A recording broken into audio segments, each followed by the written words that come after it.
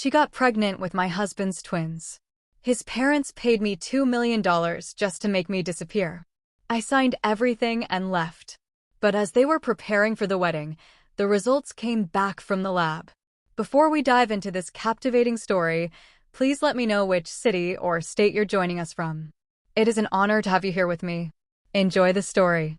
The rain had started before dawn, and by evening it had turned the streets of Buckhead, Atlanta, into a blurred gray canvas, where the streetlights glowed like dim yellow halos. Celine stood by the stove, stirring a thick, savory lamb stew with a wooden spoon she had bought during her first year of marriage at a small boutique in Little Five Points. Back then, Ian had laughed, saying she picked out kitchenware with the same intensity most people used to buy family silver. 5 years ago, that felt like the beginning of a real life. Now, she was making that same stew in the same upscale townhouse, but her hands moved like clockwork, and her mind was miles away from the pot and the fresh herbs on the counter. Eamon's phone vibrated on the quartz countertop. Once, twice, 3 times, an unfamiliar name flashed on the screen. Nia. Celine wiped her hands on her apron, picked up the phone, and intended to take it to her husband in the master bath where the shower was running. But something made her hesitate. Maybe it was the persistence of the ringing. Or maybe it was that gut feeling that had been keeping her awake for the past few weeks. "Bring me the phone," Ian shouted from behind the door.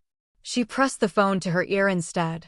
A woman's voice, young and frantic, said only 2 words. "I'm scared." There was so much intimacy in those words, such a practiced closeness, that Celine forgot how to breathe for a second. Ian appeared in the doorway, his shirt unbuttoned and his hair still damp. He snatched the phone from her hand so quickly she didn't have time to pull away. He turned toward the window. And his voice shifted. It took on a tone Celine hadn't heard in a very long time. "Baby, I'll handle it," he whispered. "Don't worry. I've got everything under control. Yes, I promise. I'll be there soon." The wooden spoon slipped from Celine's fingers and hit the porcelain tile floor with a dull thud. Amon turned around, their eyes met, and in his gaze she saw no guilt, no shame, only the irritation of a man caught in an inconvenient moment. "It's for work," he said, shoving the phone into his pocket. Celine didn't answer. She picked up the spoon, went back to the stove, and kept stirring the stew, even though her hands were shaking. Asking questions was pointless. She already knew. The 3 months following that evening dragged on like a slow-burning fever. Ian came home late. His shirts smelled of someone else's perfume, sweet with a cloying hint of vanilla that Celine never wore. She tried to convince herself it was an accident, a scent that might have rubbed off from a client or a business partner. She repeated this to herself so often that the words lost their meaning and turned into empty static. Sunday dinners at the Vance family estate in Cascade Heights stopped without explanation. Her mother-in-law, Mrs. Claudette Vance, simply stopped calling with invitations. When Celine finally called her, the older woman answered coldly. "We're busy, dear. Perhaps another time." There was no other time. Her father-in-law, Sterling Vance, walked right past her when they crossed paths at a charity gala. His gaze slid right over her as if she were a stranger. In 5 years of marriage, Celine had gone through 3 rounds of IVF, 2 hormone therapies, and 1 miscarriage at 8 weeks. The doctor used words like endometriosis with a sympathetic tone. But in the Vance family, sympathy wasn't a currency. They valued results. An heir wasn't just a wish. It was a necessity. The foundation upon which their global logistics empire was built. With every failure, Celine felt her position in the family becoming more precarious, like the ground beneath her was turning into quicksand. The call came at 9 o'clock in the morning, just as she had poured her tea. Claudette's voice was dry and businesslike, the tone of someone dictating contract terms. "I expect you at the estate at 3 o'clock, exactly 3, not a minute early, not a minute late. And don't you dare call me Mom. I am no longer that to you." What happened? Celine felt the teacup in her hand grow heavy and awkward. "You'll find out when you get here. If you're late, security won't let you through the gates." The line went dead. Celine stared at the black screen for a few seconds, trying to pull her thoughts into some kind of order when the phone rang again.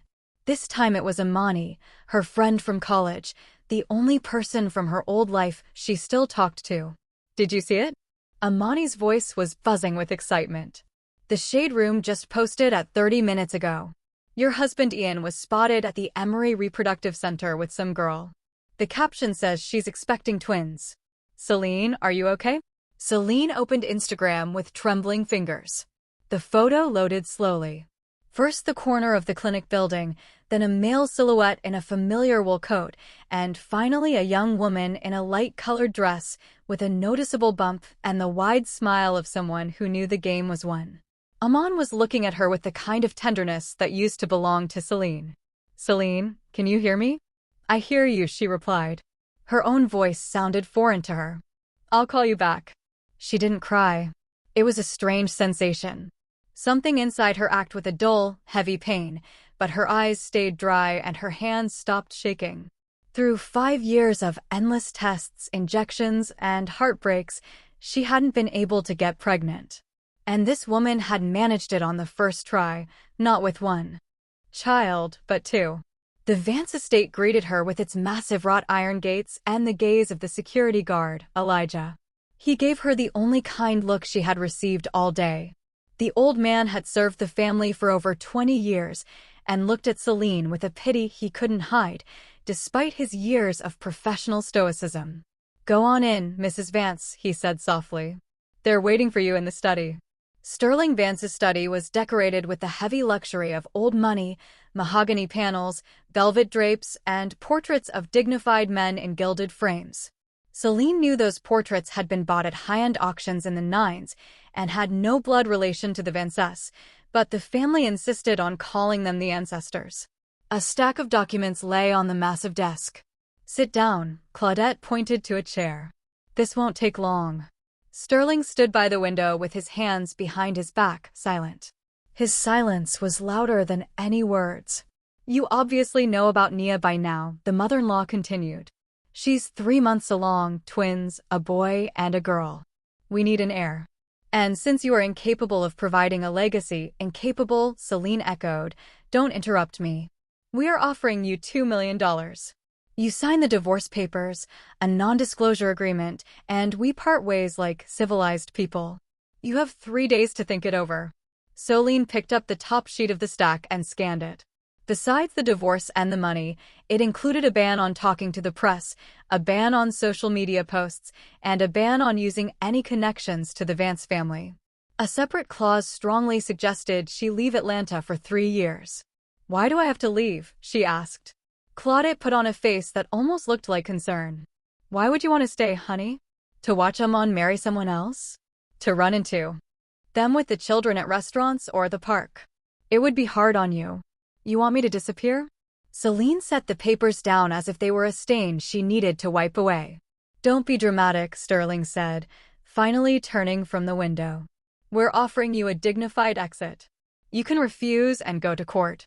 Of course, our lawyers are already on standby. You know how that goes. They'll tear you apart in court and you'll end up with nothing. Plus, the whole city will be gossiping about the barren wife clawing for money she didn't earn." Celine stood up, gathered the documents, and walked toward the exit. 3 days, Claudette reminded her as she walked away. Amon came home unusually early before it even got dark. Celine was sitting in the living room with the papers on her lap. She looked up at him. No accusations, no tears. She just watched and waited. "You want to see my parents?" he asked, already knowing the answer. "I did. They offered me $2 million to disappear from your life." Amin sat on the edge of the sofa opposite her and rubbed the bridge of his nose, something he always did when he didn't know what to say. "Celine, please don't make this difficult." "What exactly am I making difficult?" She spoke calmly and her own composure frightened her. "Did you even once try to talk to them to tell them this is wrong? Nalia is pregnant with twins. My parents are putting on the pressure. You know how they are. I know how you are." He looked up at her, and there was no remorse, no fight, only the exhaustion of a man tired of an unpleasant conversation. "Do you love her?" Celine asked. "Yes, very much." The words hung in the air between them, heavy and immovable. Celine expected to feel a sharp sting, but instead she felt only a crushing weight, as if a stone had been placed on her chest. And if I don't sign, something new flashed in Ammon's eyes. The coldness of a man who had received clear instructions and was ready to follow them. My father hired the best firm in the state.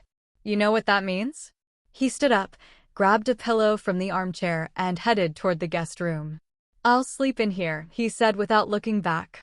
It's better for everyone. Celine watched him settle in, watched him pull a throw blanket over himself, and turn toward the wall. She realized their marriage hadn't ended on that rainy evening 3 months ago, nor in the study today.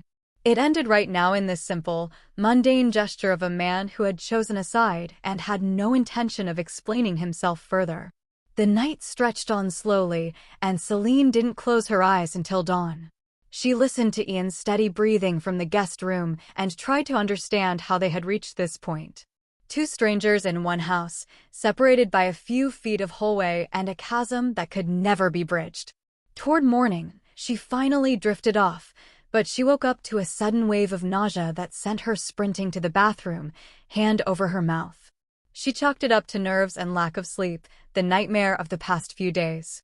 She drank some water and sat on the edge of the tub, waiting for the dizziness to pass. But when it happened again after lunch, and then again in the evening, something inside her sparked. A distant, almost forgotten memory of the one-time nausea had meant something more than just an upset stomach. Ian left for work early without saying goodbye, not even checking the bedroom. Celine was left alone with the divorce papers on the kitchen table and a strange feeling she was afraid to name out loud. On the second day, when the nausea hadn't subsided, and she developed a strange sensitivity to smells, when her morning coffee seemed unbearably sharp, despite her lifelong love for it, Celine got into her car and drove to a private clinic on the other side of town. She spent a long time looking through reviews online, rejecting one after another, staying far away from the hospitals the Vances used and away from the neighborhoods where their friends might see her. A young doctor in thin, rimmed glasses and a neat beard listened to her complaints, asked a few follow-up questions, and ordered standard tests. Celine sat in the hallway for over an hour on a hard plastic chair, flipping through old magazines with recipes and gardening tips, not understanding a word she read. Celine Vance, the nurse called. Please come in. The doctor looked at her with that specific expression she had seen so many times over 5 years of endless exams. But usually it was sympathetic and apologetic. Now it was something else entirely. You're pregnant, he said simply. 6 weeks. Celine leaned forward in her chair, her fingers gripping the armrests. That's impossible. I have endometriosis. I've been in treatment for 5 years. 3 rounds of IVF, 2 hormone therapies. The results are clear. The doctor turned the monitor toward her, showing numbers she couldn't decipher through the sudden tears. Would you like to repeat the test? She walked out of the clinic in a daze. She stood on the porch for a long time, not noticing the drizzling rain or the people walking around her. When she finally reached her car, she couldn't get the key into the ignition for 10 minutes. Her fingers wouldn't cooperate. Her thoughts were scattering in every direction. 5 years of agony, needles, tests, false hopes, and real heartbreak. And the baby appears right now when everything is falling apart, when the divorce papers are on the kitchen table and her husband is sleeping on the couch. The irony was so cruel that Celine didn't know whether to cry or laugh, so she didn't either. She just sat in the car, hands on the wheel, staring at nothing. Imani found her in a cafe across from the clinic. Celine didn't even remember how she got there or why she had ordered tea she hadn't touched. You're white as a sheet, Imani said, sitting down and taking Celine's cold hand. What happened? You're scaring me. I'm pregnant. Imani was silent for a few seconds, processing the news. Her face cycled through surprise, disbelief, and finally realization. She leaned in closer and spoke fast, almost in a whisper, glancing at the neighboring tables. Don't tell a soul. Do you hear me? Especially not them. If they find out, they'll try to take the baby. To them, you're just an incubator, not a mother. An heir. That's all they care about, not you. Imani, I don't know what to do. If only this had happened sooner. Don't think about that. Think about what to do now. Sign their papers and leave. The further the better. Savannah, Charleston, New Orleans, anywhere away from these people. That night, Celine didn't sleep again, but this time the insomnia was different. It wasn't desperate. It was focused, almost businesslike. She spread the divorce papers out on the bed, smoothing every page. Next to them, she placed the folder with her medical records, the IVF protocols, the test results, the hospital discharge papers, the entire history of her 5-year struggle for motherhood contained in a cardboard folder. Then she placed her hand on her belly, where nothing was visible yet, and felt like she wasn't alone. The dilemma seemed impossible at first, but the longer she thought, the clearer the choice became. If she didn't sign, there would be war, a long, exhausting war with lawyers and courts, and they would find out about the pregnancy eventually. If she signed, she would leave with enough money to last for years of a quiet life. She would raise the child away from their manipulations in another city among different people. On the morning of the third day, she called Claudette herself. "I'll be there at 2 o'clock to sign everything." She was met at the estate with poorly hidden surprise. Her mother-in-law had clearly prepared for a negotiation, for tears, for humiliating pleas for more money. She had probably rehearsed her cold refusals. Instead, Celine calmly sat at the desk in the study, accepted the tea she wouldn't drink, and set one condition. "I am leaving immediately after the paperwork is finalized. I won't attend any wedding. I won't appear in the press, and I won't give interviews. The reason for the divorce remains confidential. No comments from either side." "That works for us." Sterling nodded, looking like a man who had just closed a profitable deal. The less noise, the better. The pen slid across the paper easily, and every signature felt not like pain, but like a strange relief, a period at the end of a long, exhausting sentence that had lasted 5 years. Claudette watched her with confusion, her arms crossed, clearly waiting for some kind of catch or a final outburst. But Celine just closed the folder, set the pen down, and stood up. "Goodbye, Mrs. Vance." "Mr. Vance." She intentionally didn't call her mother-in-law Mom. That small, almost invisible act of resistance brought her more satisfaction than it should have. Elijah walked her to the gate. He walked beside her in silence, and only at the entrance did he stop and speak quietly so the cameras wouldn't hear. "Take care of yourself, Mrs. Vance. Really take care." His voice held the only warmth she had felt all day in a world of cold calculations. $2 million arrived in her account that same evening. She checked it through her app while sitting in the empty kitchen of her townhouse. The number on the screen felt unreal, like it belonged to another life. Ammon found out about the signing from his mother and came home earlier than usual. Celine was packing, putting only things that had belonged to her before the marriage or were bought with her own money into her suitcase. The jewelry, the bags, even the winter coat Claudette had given her for some anniversary, it all stayed in the closet, neatly hung on hangers. "Thank you," he said, standing in the bedroom doorway and watching her pack, for not making things difficult, for agreeing. The relief on his face was so blatant that Celine froze for a second with the dress in her hands. That hurt deeper than the betrayal, deeper than the confession of love for another woman. The realization that she had been a burden to him, a problem that had finally been solved and crossed off a to-do list. "Don't mention it," she replied, and went back to packing, making it clear the conversation was over. Amani saw her off at the station the next morning. She hugged her long and hard, not hiding her tears, and shoved a bag of snacks and a thermos of tea into her hands. Celine took it just to keep her friend happy. "Call me every day, you hear? Every day. And don't you dare change your number. I need to know you're okay." "I won't. I want to know if they're planning anything. It's better to control the information." The train moved smoothly, picking up speed. Out the window, the familiar silhouettes of Atlanta faded away. The skyline, the parks, the restaurant where Amon had proposed. The city where she had loved, suffered, and lost was slowly receding into the morning mist. Celine placed her hand on her stomach and whispered so quietly she could barely hear herself. "Now it's just you and me." Savannah greeted her with a light drizzle and that special moss-draped light, silvery and blurred, filtering through the low clouds. She rented a one-bedroom apartment in the historic district in a quiet courtyard where old oak trees stood tall and the plaster on the walls showed the brickwork underneath. In the mornings, she could hear the birds from the nearby square. And in the evenings, warm lights of other people's lives flickered in the windows across the way. The divorce money sat in her account untouched. She decided to use only the interest, saving the principal for the child's future. Every morning started the same way. Tea by the window, looking out at the Savannah rooftops, trying to get used to a new rhythm, a new city, a new version of herself. In the evenings, she walked along the riverfront, stopping on the old cobblestone streets and watching the dark water reflect the street lamps. The loneliness was heavy, especially during the long, humid southern nights when time seemed to lose its boundaries. At 12 weeks, she went for an ultrasound at a modern clinic with a glass facade and polite staff. For the first time, she saw a tiny flickering dot on the monitor, a heartbeat, fast and stubborn, 150 beats per minute.